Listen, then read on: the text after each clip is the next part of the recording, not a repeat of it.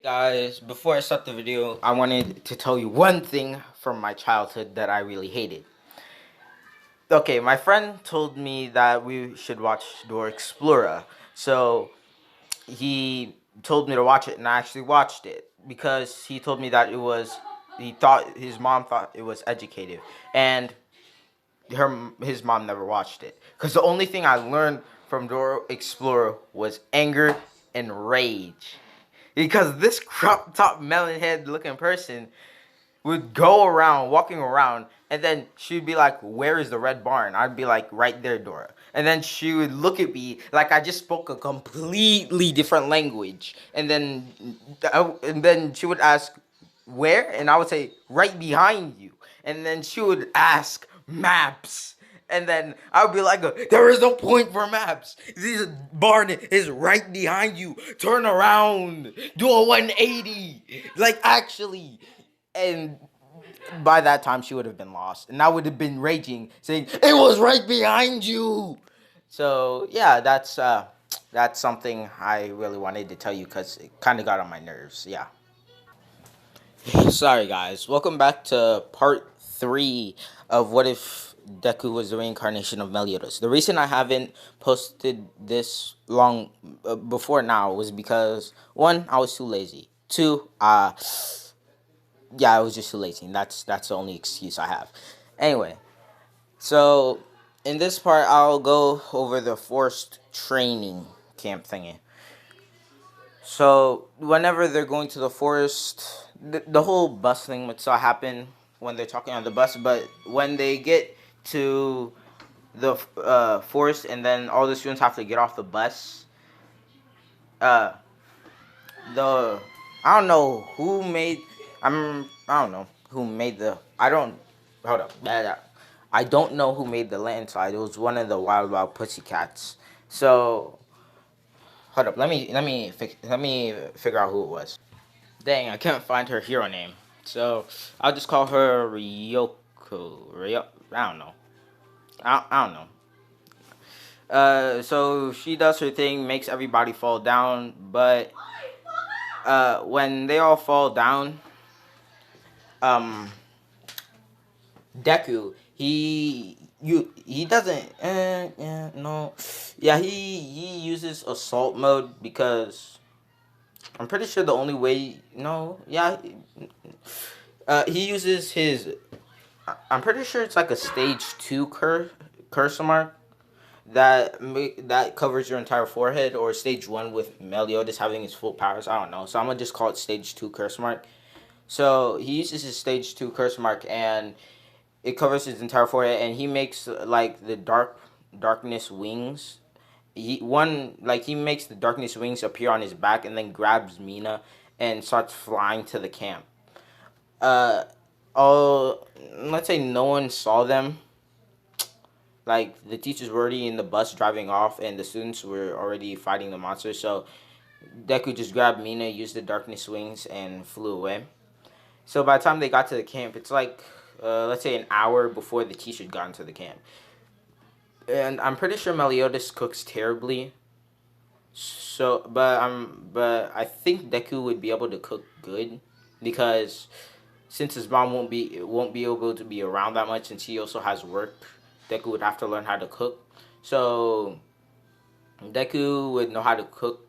So he would use his own cooking for like the teachers in class 1B and Mina.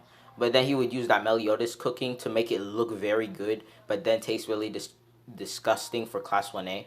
So when they all got to the camp, they would all ask why Deku and Mina didn't help. Mina said that Deku just grabbed her and started flying away. And I mean, Mina would say, yeah, yeah. And then Deku would say, I mean, if you're so strong, why couldn't you come here faster? You didn't need my help.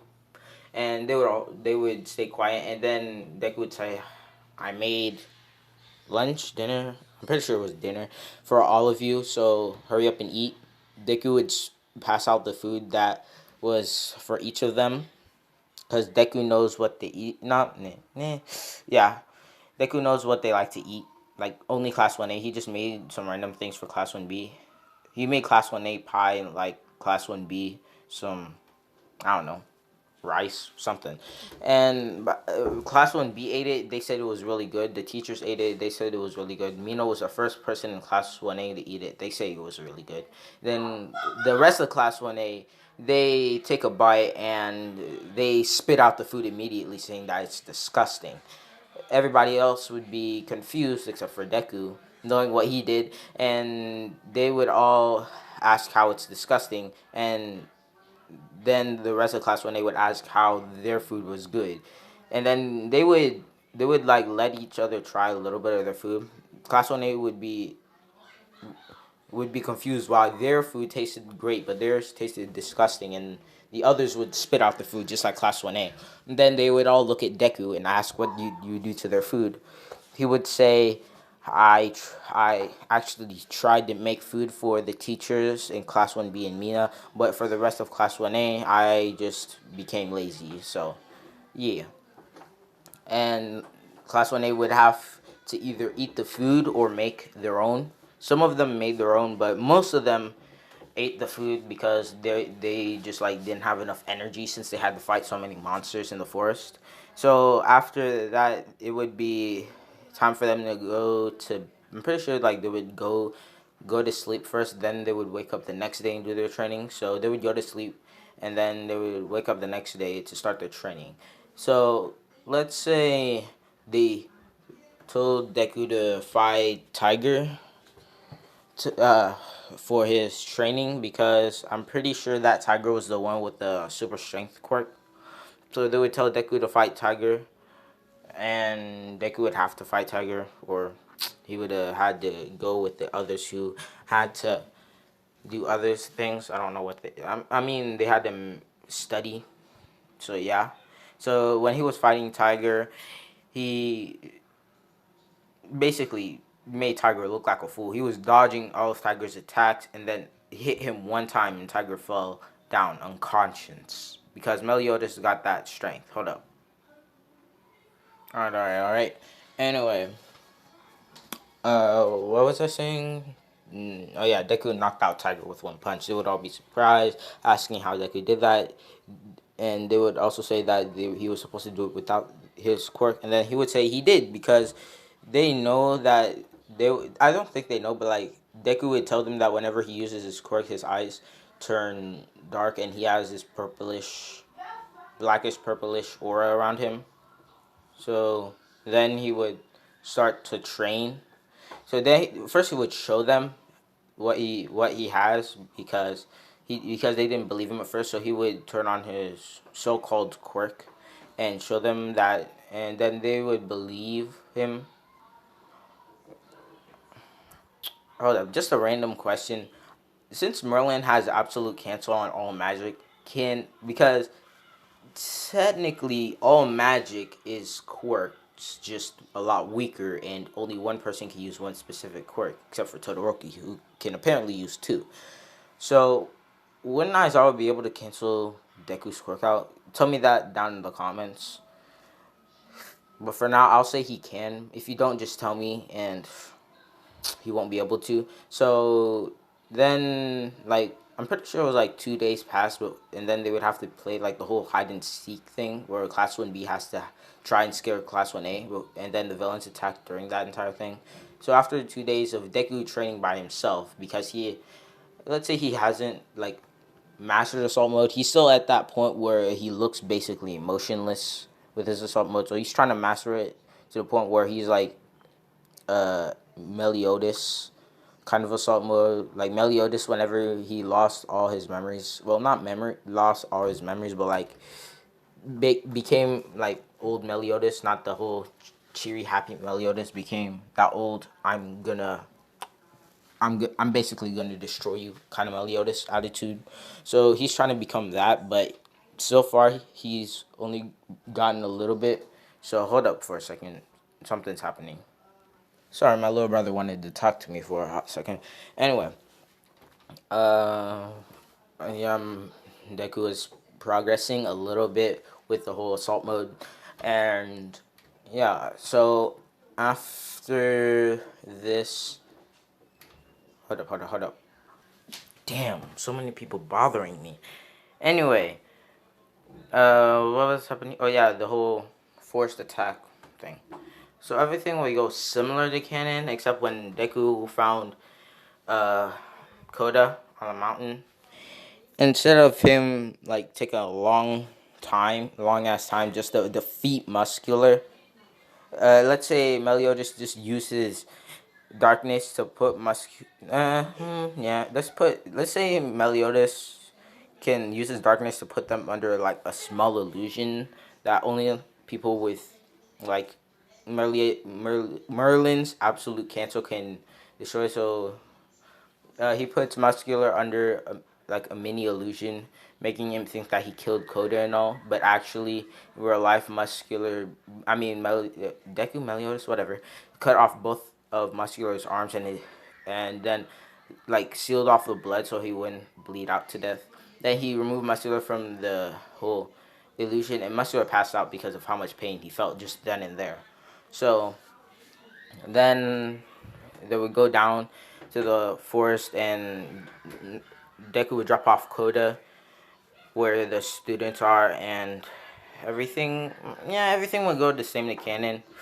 Deku, except Deku didn't break both of his arms, and he isn't really injured at all. So whenever it was like him, Tokiyami, and Duplo Arms guy, uh, Deku, like instead of going to Bakugo, Deku created an orb of darkness that kind of like yeah, let's say knocked out Dark Shadow, making like let's say it didn't knock him out, but it gave Tokiyami enough control that he could subdue Dark Shadow to the point where Dark Shadow is still a bit on a rampage, but if like Tokiyami is the person who lets Dark Shadow go on a rampage, so that means that in this one Tokiyami has more control over Dark Shadow. Well, yeah, let's say it's no. Let's say Deku made a deal with Dark Shadow, saying that if no, yeah, everything actually went back to canon except Deku didn't break both of his arms. So since Deku has darkness, he wouldn't be able to do anything against Dark Shadow except for make him stronger. So they would have to go to Bakugo and Todoroki for the whole light situation. So after that, Mr. Compress would, let's say he would still take Bakugo, but instead of only taking Bakugo, he would also take Deku instead of Dark Shadow because he didn't really see, because the League of Villains didn't really see Dark Shadow as useful in this one.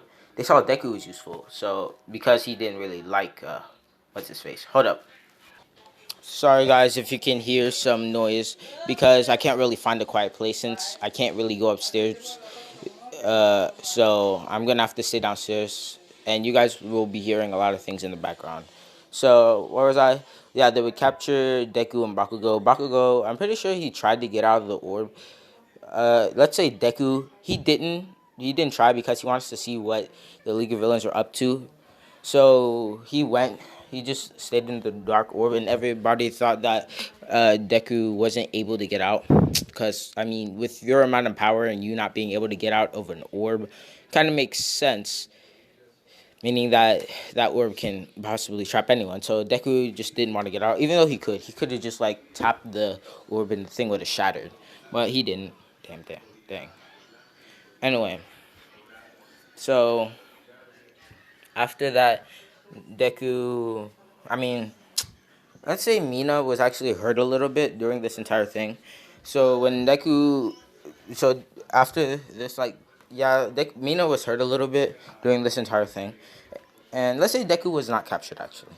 So after the whole villain capturing Bakugo thing, the whole everything would go exactly like it can, except Deku would be pissed that Mina got hurt since the ship is Deku X Mina, and Deku would like the anger would start to let's say yeah the anger would start to make Deku have stage 2 of his curse mark. So after this, whenever they would find the whole base and everything like that, all my everyone that was trying to save Bakugo would still be there, except they would be with Deku as well, because they think that Deku is almost as strong as All Might, even though he's like way stronger than All Might at this point. So after this, so after they would after they would go to the base, uh, let's say the Bakugo rescue team is still there, except Deku isn't part of it. Since he's Meliodas, he can basically take down anyone. So the whole All Might versus All for One fight would still go the same until All for One. I'm pretty sure All for One said something about Tomura Shigaraki, and Deku would know Tomura from remember him from the USJ and about the Nomu. So Deku would think that All for One was the one that created the Nomus because of his quirk to steal and give quirks, and the Nomus had more than two quirks. So uh, Deku would get angry at All for One because he now knows that he was the one who created the Nomu that hurt Mina. So Deku would tell All Might to get back. All Might would say why he. Deku would say I want to have a little playtime, and then All Might would know that Deku was stronger than him, but he didn't want to admit it. So All Might went back to the whole group of heroes, and it was Deku versus All for One. All for One would say, "What is this child going to do to me, the strongest human in all of existence?" And Deku would say, "Yes, you may be the strongest human in all of existence." I mean, no, he would say, "No, you're not the strongest human in all of existence because I've met people who are way stronger than you." And and the All for One was about to say what, like he was like what, and then he would start to feel his body getting hotter and hotter. Let's say Deku like threw something at All for One, and All for One just smacked it away, but it was actually like a mini orb that broke on a dark orb that broke on All for One's hand, sounding like a little flame to go into his body, and it was burning him from the inside. It wasn't melting any of his insides or organs or anything, but it was like making him feel like he was just straight up dying until the pain became so unbearable that All for One himself actually passed out, and Deku just went up to him and slapped him awake, waking him up. And then All for One would say, "What did you do to me?" Deku would say, "Nothing special. I just showed you a little bit of pain." And then Deku would start to I mean, if you don't know, like there was a movie about the whole Sky Temple thing. So let's say it was like it was like Meliodas versus the leader of the 5-10-5. I don't know, Knights of Black, and Deku was like Meliodas, just kicking around the leader, like kicking him over and over again, and All for One was just breaking bones this entire time, and he was like, "What? How are you this strong?" And Deku would say, "Because I am the dragon son of wrath, Meliodas." So after that, he would kick All for One on his head, setting him down, making like a crater, but not killing him. Because I'm pretty sure, like All for One and All Might during that fight, All Might never killed All for One. He just hit him to the point where he would die, but like he didn't die. It would take some time for him to die at this point. So Deku hit him to the point where he only has about 30 days before he dies. Because I'm pretty sure like when All Might and All for One, they fought for the final time. Like All for One like had about a year. So let's say Deku punched All Might. Deku punched All for One, knocking him down, making him only have about 30 days before he fully dies. So after that, the heroes would praise Deku. The entire world, I'm pretty sure, that was watching Deku fight All for One would be amazed. They would be surprised, amazed, and scared, but happy at the same time because they'd be scared of Deku's power. They'd be amazed how strong he was. They'd also be scared because if he turns into a villain, they're all fucked. So after this, Deku would get praised. He wouldn't care. He would go up to Mina and say, "Are you okay?" Mina would say, "Yes, but you didn't have to go that far." He would say, "Yes, I did." She would just blush a little. So, yeah, after that, they would go back to the dorms, and I'm gonna make no, yeah, I'm gonna keep going. After they go back to the dorms, Deku would be praised by all the UA students, and since All Might technically never lost his big buff form, the parents wouldn't have to be worried about the whole UA students thingy. But no, let's say that he lost his buff form just a little bit earlier. So after, so the parents would still be worried, and the whole UA and UA would still have to go around trying to keep the students in UA. So everything in Canada would go to normal except whenever All Might reached Deku's house with Deku's mom. Like Deku's mom wasn't really worried because she knows that Deku is really strong, and she didn't care either because I'm pretty sure in part one I said that Inko didn't really care about Deku since he was quirkless. So yeah. So she wouldn't care whether he goes back to school or whether he stays. She cared a little bit because now seeing that Deku has so much power, she wants him to. She doesn't want him to get hurt because he could be like basically in her mind he's just up. He's basically just a big stack of money in her mind. So she just wanted to make sure he was safe. So he still went back to school and all. So hold up. It's too loud down here. Hold up. Damn, I had to go to the bathroom for this. Anyway, where was I? Oh yeah, uh, Deku's mom accepting the whole you can go to UA thing, and then after this, All Might would be happy, but Deku wouldn't really care because Deku is Meliodas, and he also got betrayed basically. I'm gonna make a betrayed series after this series. Anyway, after that, they would also go back to UA, and everything would be normal. So I'm going to leave it off here. Let's say like the whole training thing where All Might like went up and gave advice to them. He never really had any advice to give to Deku, so yeah. And then the whole you have to pick your I don't know. I'm pretty sure it was like work study, where they have to go and the whole our fourth. I mean the whole overhaul arc happened. Let's say they talked about that, and Deku still went with Night Eye. So for now, I'll leave it off. Oh yeah, and please tell me down in the comments what I should do my next Naruto What If on, because I don't really know. So yeah, have a good day, have a good night, and I hope to see you guys in the next video. Bye.